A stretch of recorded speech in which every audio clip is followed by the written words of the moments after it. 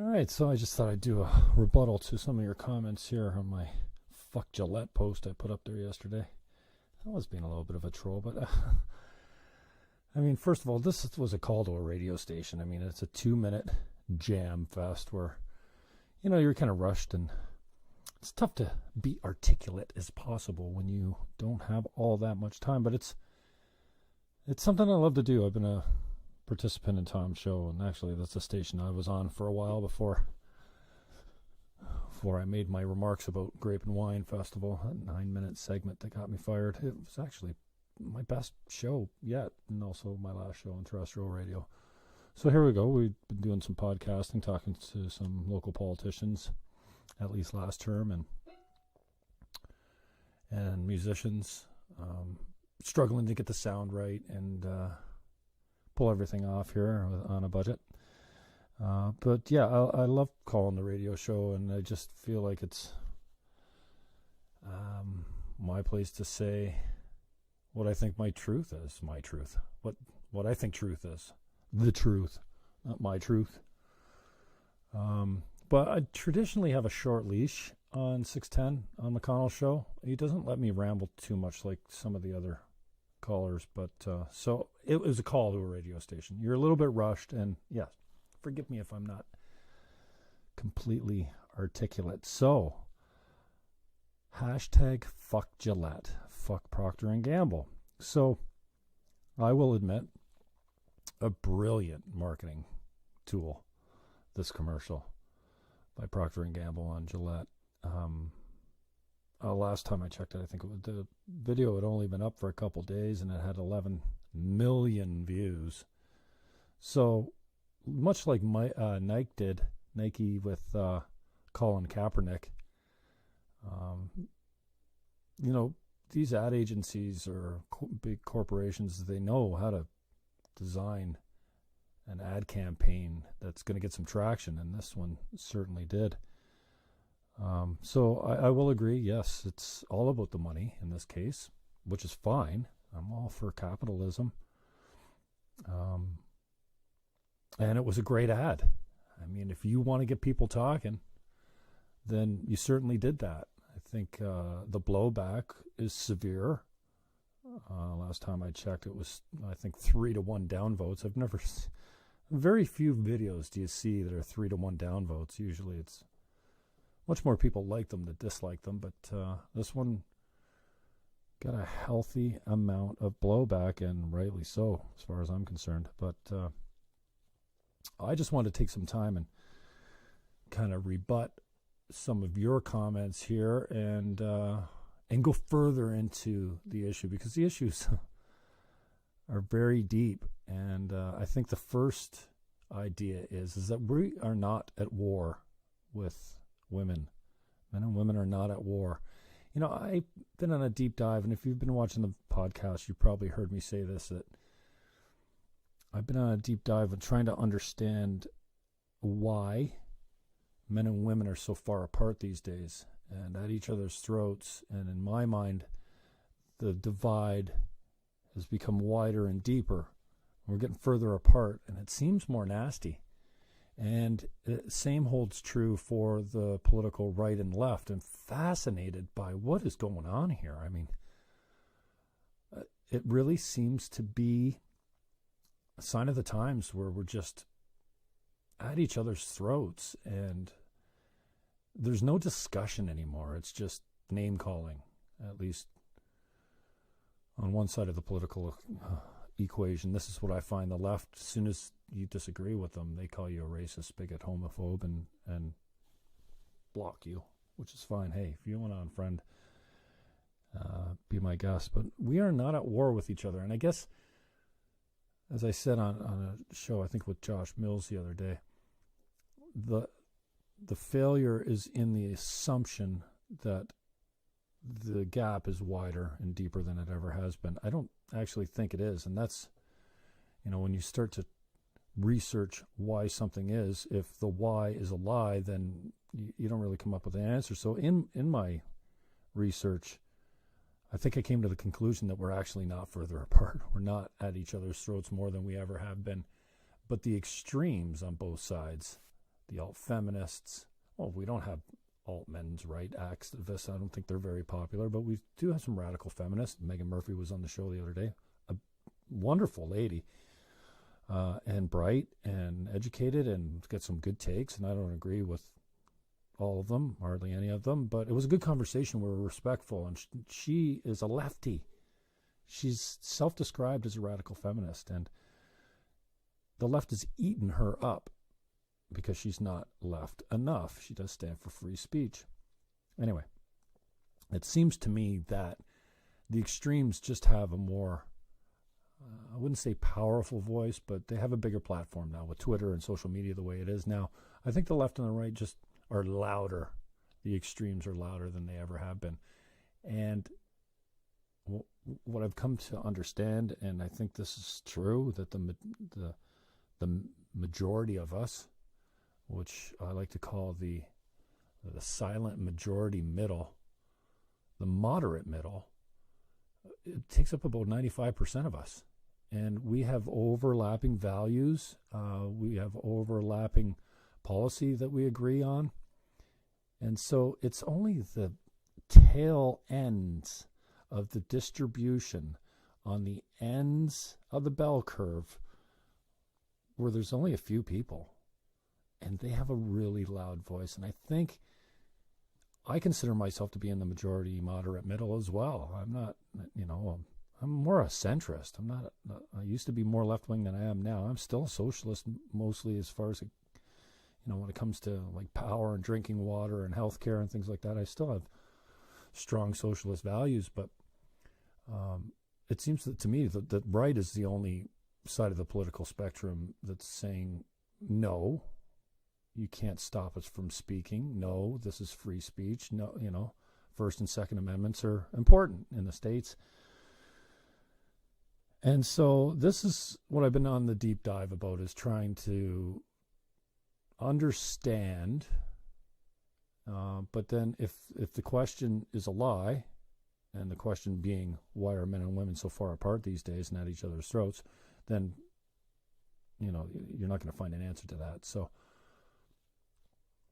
I, in my deep dive and my fascination about this subject, I came up against personality types and the big five personality types. And I find that very interesting as well, is that men and women are different. They stereotypically fall under different categories of the big five.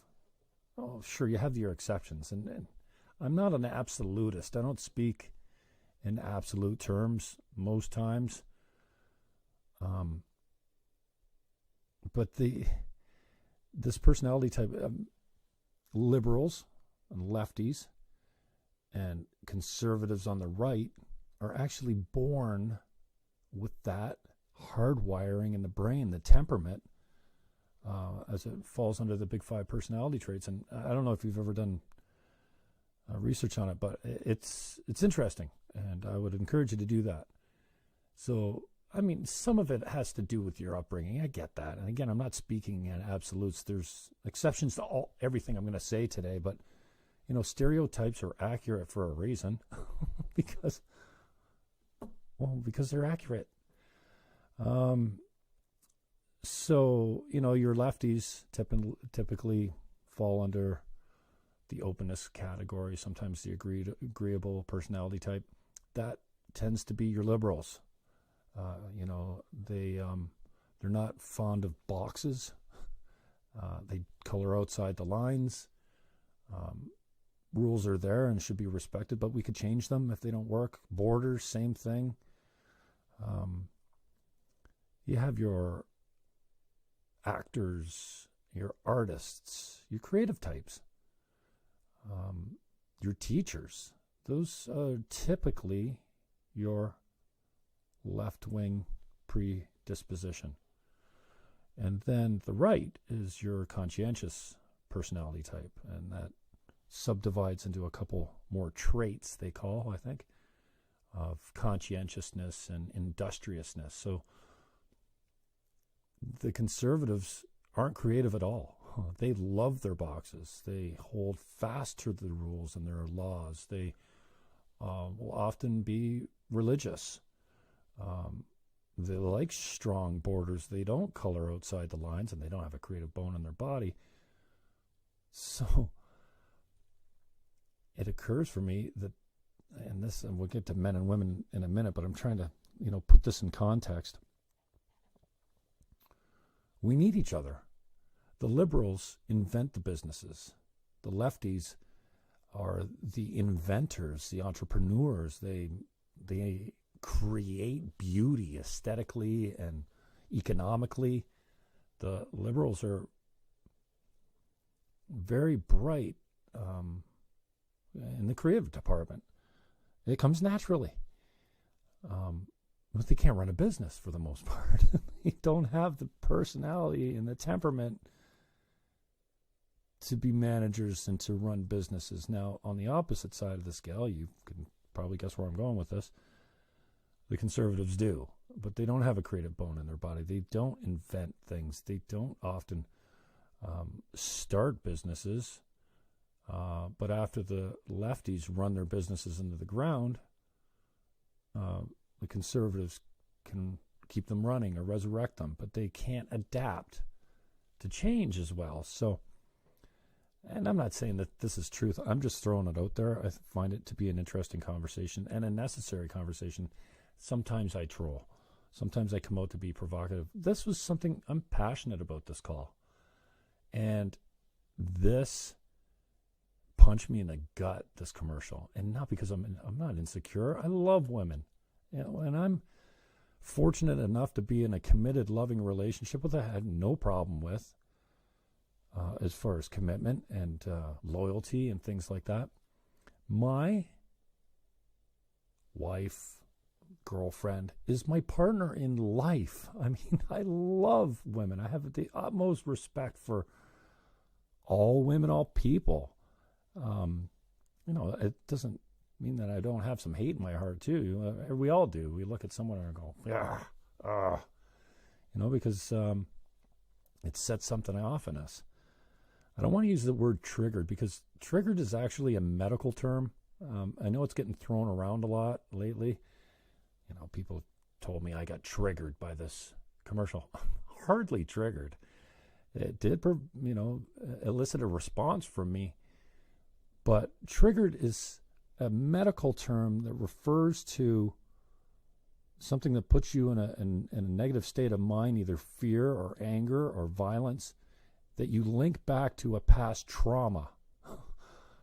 So I'm not triggered, but I think it's necessary that we have the conversation. And you know what? For all the people out there that go, you just don't get it. This guy's an idiot. No, thank you, Nathan, chambermaid, cleaner room. And I just bring some facts to the discussion, for crying out loud. If you want to have an intellectual conversation, saying, oh, you just don't get it, or I'm shocked that you put this out here, or I'm surprised, or basically, I'm better than you and I didn't know you were a piece of shit. Not cool. So, I mean, respect is earned. It's also taught. And I had a pretty good upbringing. My father's still alive and great guy. I'm trying to find someone that doesn't like Jim Fannon Sr. He's just a well-liked guy. I'm not saying I'm just like him, but I do have, I look an awful lot like him. My mother, same thing. She was in the people business. She's been gone, oh my gosh, it's going to be 9 years in a couple of weeks that she's been gone. Oh man, if Claude was here right now, she'd be on my side on this one. She'd be like, shut up, Jill. Like, come on. Like, it's enough. And even, a previous girlfriend of mine, many times I've come with frustration of like, we don't live in a rape culture. We deal with rape. Yeah, oh yeah. And the feminists, the alt feminists have just, they've broken the leash. They've gone wild, and I see this as an attack on traditional masculinity, and I think we need more of it. The majority of men are not toxic. They're not rapists. They're not bad people, and they're respectful. They want the same thing women want, to be loved and to have a secure life and to have somebody to share that life with, and to have food on the table, to have a family. Men less so than women, I think. Typically, women, desire a family more than men do, maybe. And again, I'm not speaking in absolutes. There's an exception to every rule, but I have a niece. I had a mother. I have a stepmother, which I love. I get the door for women. I almost always get the check. Get the car door. I get the car door for my niece every time. I don't have to. I don't see many other people do. In fact, when I had Brooke at the mall a couple of years ago, I got her door, and the guy looked at me like, and some women, when I go up to the door to open it for them, they'll be like, "What, do you want me to drive?" I'm like, "No, I'm opening the door for you. You can sit in the passenger seat." I love women. So I'm not here to try and justify my take. I stand firmly in the space of my convictions of what I said the other day. It was a little rushed. It was a little hasty. And I could have maybe taken my hat off. But I'm passionate, can you tell? And so to my friends out there, Chrissy, no, it's not about the implants and the hair color. I guess maybe you misunderstood what I was saying. I was saying that there's pressure on women to look perfect. Men don't have that pressure. Men can let their hair grow, their faces, beard come in, and they don't color their hair. They don't worry about looking fat as much as, there's a lot of pressure on women to look good. Makeup. Some guys wear makeup. Not many. I don't have makeup on now, even for the camera. So, Chrissy, I love you. And, implants and hair color where it came out. I don't have pressure to get implants or color my hair. See this? I'm fine with it. And I'm not saying that you have to let your hair go gray, girls. Whatever it does, if it's for you, then great. But I think there's a lot of magazines. I think other women put pressure on women to look good.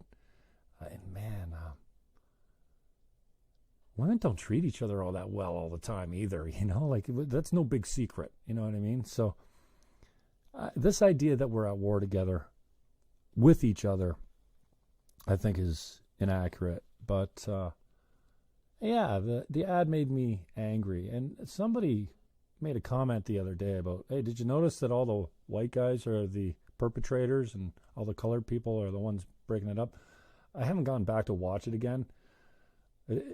For the first few incidents, it did seem like that was what was going on. So the social justice warrior corporation, Procter & Gamble, maybe that was intentional. I don't know. I haven't gone back and looked at it again in slow motion or anything like that. But, this idea that we have to be accountable for each other. Absolutely. You know how rapists and pedophiles are dealt with in jail? That's accountable. They don't fuck around. Someone was just murdered the other day in jail. I think it was a pedophile or a rapist. We deal with rapists severely. Absolutely. Some get through the cracks, and it's wrong. Some have light sentences. That does not mean we live in a rape culture and we take this shit lightly. We do not take rape lightly or sexual assault. And women are not victims. Some women are victims. I get it. But as a whole, women don't need coddling and extra protection and affirmative action to lift them up anymore. And we don't oppress women. Now, there is oppression of women. I get it. I'm not saying it doesn't exist. But men as a whole and society as a whole and the system as a whole doesn't hold women down. They have the same opportunity to succeed as men do almost virtually now. And in the past, we're all oppressed with economic conditions and sicknesses and lack of technology and limited resources. And there's all kinds of oppression on both sides. So I just can't stand for this narrative, the false narrative, in my opinion, that women are oppressed in society these days. Yeah, things are not always fair, but women don't suffer systematic oppression, in my opinion. And so, yeah, I get angry. It pokes me, and my passion just flows. And I've been passionate about the gender issues that we're facing these days. You know, the Jordan Peterson idea that he's not going to use compelled speech and made up words to, be mandated and pressured into using specific language. I get that on a free speech issue. I understand it and support it. If you're a man that is dressing like a woman or transitioned to female, and you want me to call you Tracy instead of Tommy, I'm fine with that. Now, I live in St. Catharines, so I don't come across this a whole lot. I don't know that I have many transgendered friends. I can't think of one. Lots of gay friends. Maybe not lots of gay friends, but I have gay friends. I love my gay friends. They're the most fun of all of them. Oh, is that a stereotype? Love my gay friends. But this idea that we are oppressing women is something I won't stand for, and that's what this video says. Absolutely. Respect, protection, kindness. I'm not against any of that shit. Like, who would be against that kind of stuff? It's like saying, yay, rape. No, I'm not cheering sexual assault on. I'm not saying that men are better than women. We are different. I got a phone call earlier that kicked off as I go to airplane mode, that kicked off my recording. And I had to start over. I got most of it, so I'm just going to pick up from where I thought I left off. And I think I left off by saying, we're really not oppressing women, especially men, holding women down. That's just not a thing that's happening in Western culture these days. And that we don't live in a rape culture. You want to look at a rape culture? Look at Saudi Arabia. How about that? That's maybe somebody or a country that tolerates sexual assault and rape and honor killings and stuff like that. Oh my God, this will probably get me banned from YouTube and Twitter having a take like this. So I don't know if I said this in the first part, but who's cheering rape and sexual assault and bullying? Yay. No, that's not happening. Maybe by some psychopaths, but like not me and not the majority of men. Okay, so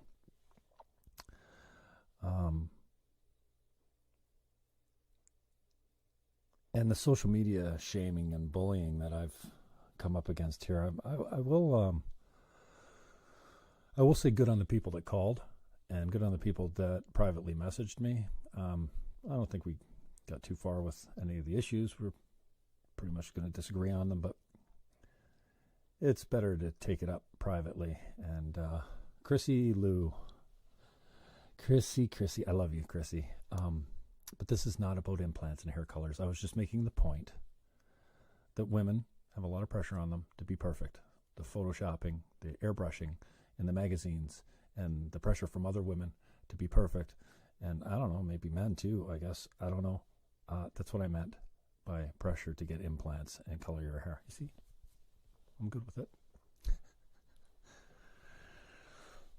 But there's so many issues that fall under this. I don't think you can just say, social justice warriors, Procter & Gamble, without talking about the deeper issues. And for me, the breakdown of the traditional family is an issue that I take seriously. We've taken men out of the homes. In the black community, 80% of the homes are single mothers. Not good. If you look at a video by Robert Bly, who is a white-haired, eccentric, old poet, you can find this on YouTube. It's called A Gathering of Men by Robert Bly, B-L-Y.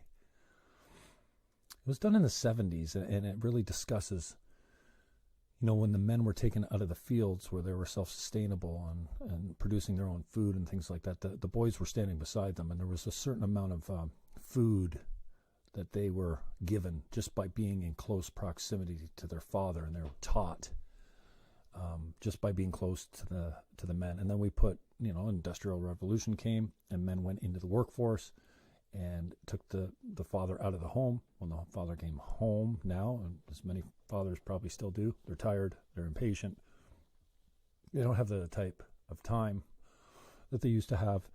And now our kids, our boys, are mentored by gangs because they don't have strong male elders in their life.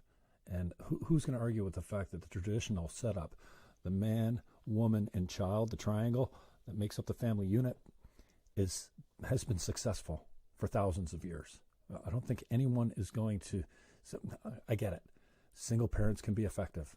Doesn't mean if you come from a single family home, a single parented home, that you're going to be a bad person. But who would wish that on? Who's going to say, "Oh, I'm going to go out and be a single mom"? That's not. And now that women are going into the workforce since the 60s and 70s, when we, invented birth control pills and sanitary napkins and things like that, and giving women more freedom to go out and work, we don't know what the impact is going to be on the girls, taking the women out of the home. So, anyways, Robert Bly, I would recommend going to check out that video. It's called "A Gathering of Men." It's pretty cool, and maybe you won't enjoy it, but I found it pretty enlightening.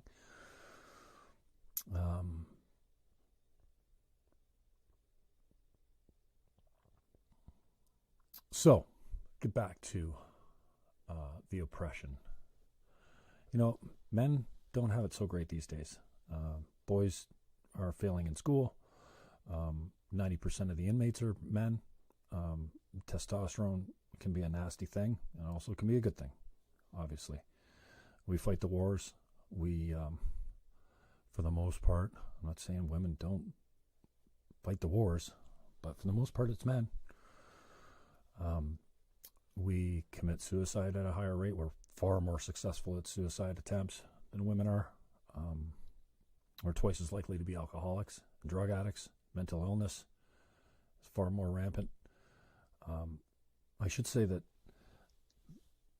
the upswing of teenage girls committing suicide is concerning, and I think that's a lot of social media pressure, because girls have a lot of pressure on them on social media. And kids in school, boys in school, like I would have been labeled hyperactive. Small desks, big boys, testosterone coursing through their veins, and this labeling them with hyperactive disorders and putting them on medications, and well, it's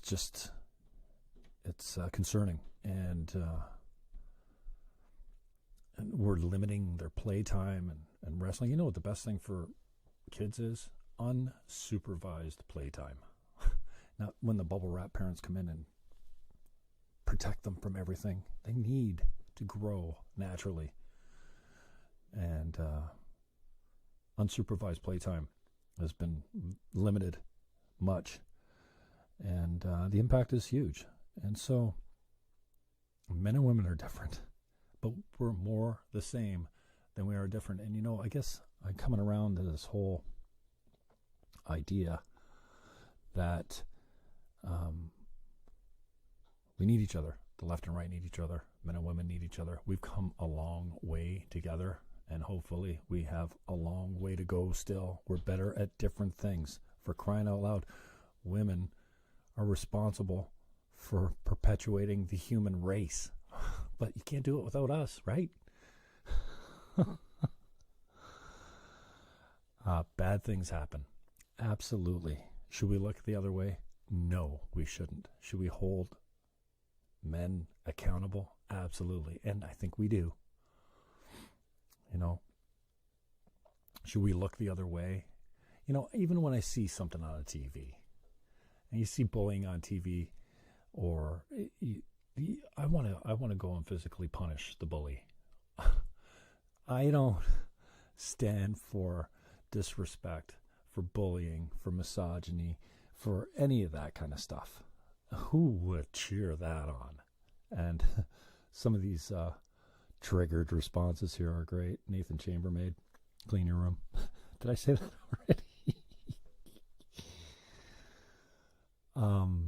You know, when you come on my wall and call me an idiot, ouch.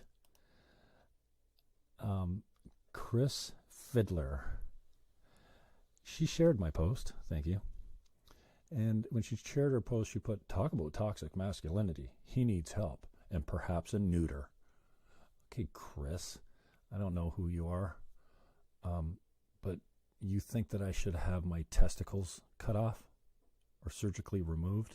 That sounds kind of violent, no? And not very tolerant. Chris Fiddler, that's nasty. That's nasty. Ouch. I don't like that. Steve Stumble, Lord Stumble. This is nothing more than a new marketing strategy to gain attention to a product through outrage. I agree. I just liked it. And he went on with Nathan Chambermaid back and forth.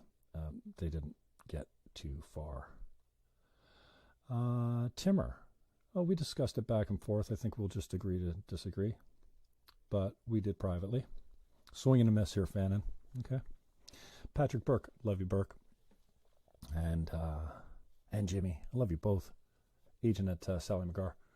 Fannon. As a man, as well as a father of an 11-year-old son, I have precisely zero problem with this. That's fine. Your opinion.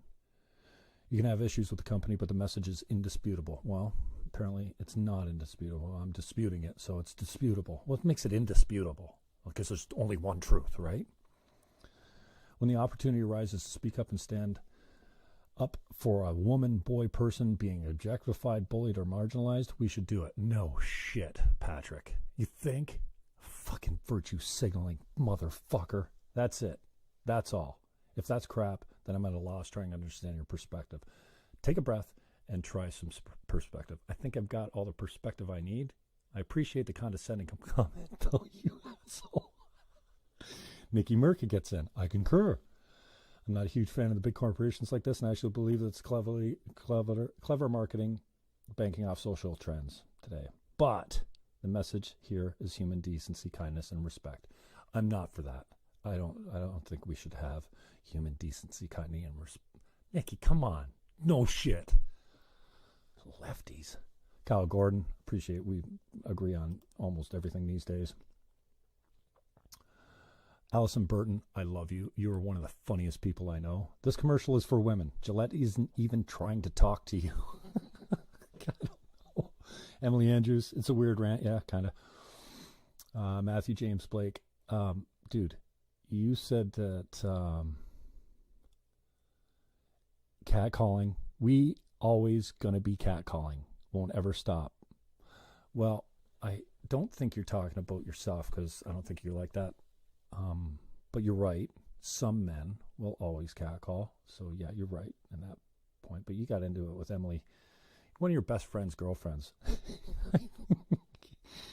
Sarah Murphy Dyson, I love you. I respect you. And I know you've been through some stuff as a professional dancer. And you're really, really shocked by my mistake on this. You're so kind and respectful in life, and that's the basic message of the ad. Big ol' WTF to this post. Sarah,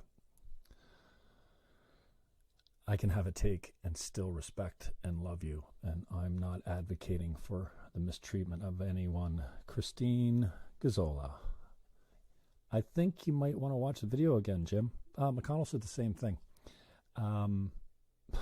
Thank you. I don't need to watch the video again. My take is not changing. I'm a big boy. I have an opinion. And it's based in fact. From what I can tell, Kevin Lydiard is a shit disturber. Nicely put, he said. Andrew Little, toxic masculinity is just another term for malcontent females. Probably some gender studies half-wit looking for relevance. I ignore and reserve the right to mock. Now, that is funny. I ignore and reserve the right to mock. Yes, I do reserve the right to mock. Hey, Zach Thiessen, so this is what people are talking about, eh? LOL. Zach, you've come back 3 different times to comment on this, on 2 different days. So who's the guy with too much time in their hands? Chris Fiddler chimes in, shocking this dude is single. Well, I know it's hard to believe. I know. Guy like me, single. A monster like me, single. It's yes, such a shock. Heather Hying, I put a post up there about that. Emily, yeah, weird rant. Yes, it was. Okay, so that covers about all the comments again. I'm not an apologist. I stand firmly in the space of my convictions.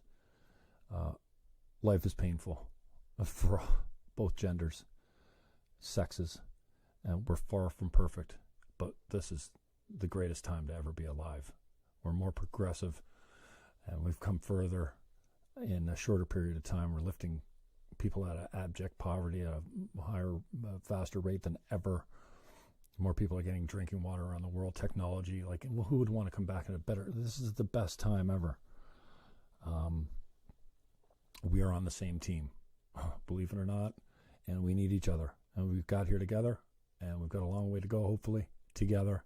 And this sniping is not helping. And I think it's mostly born of the proliferation of the extremes, of the very minority of the left and right and men and women on the extreme polarized ends of the distribution, as I talked about before. But this goes much deeper and touches on issues that are important to me. And I got some stats here. 25% single-mothered homes, single-parent homes in the States. 90% of them are mothers. Canada, 22%. A high percentage of them are mothers. It's not cool, man. We made it way too easy for the men to bail. And a lot more men would bail if it's in their nature. Not all of them, but we've made it way too easy to break up the family home. And that's all I'm going to say about that. I think my first take was a lot better. I'm going to post this, and I value your input. I look forward to it, and you're not going to hurt my feelings. Well, you might for a little bit, but then I just say, fucking who cares? You guys can't possibly... Chris Fiddler, you don't know who the fuck I am. Nathan Chambermaid, you have no idea who I am. And you think that looking at me on social media is going to tell you who I am? You get a better indication of who I am in this rant, maybe, than a 2-minute rant to a radio station where I'm passionate and pressed for time. So I appreciate the comments, but you don't know me. You're not in my bedroom. You're not in my head, and you don't know about my morals and my convictions and my faith and all that kind of thing. So don't judge. You're not perfect. I love you all. Peace out.